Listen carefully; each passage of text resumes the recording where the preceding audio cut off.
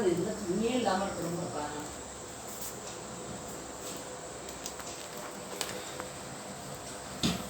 இந்த வளையல் அழகா இருந்துச்சு, போட்டுக்கலாம்ல. கை ஃப்ரீயா இருக்குன்னா நானும் கட்டி வச்சேன்.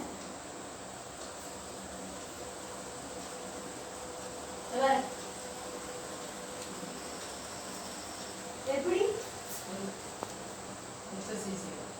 அது மட்டும் இல்ல, அந்த அந்த வெயிட் லிஃப்டிங் எது தெரியுமா? லிப்டர்ஜென்ட் வாங்கி வச்சிருக்கீங்க பாத்தீங்களா? அது எதுக்கு யூஸ் ஆகுது? எனக்கு யூஸ் ஆகுது.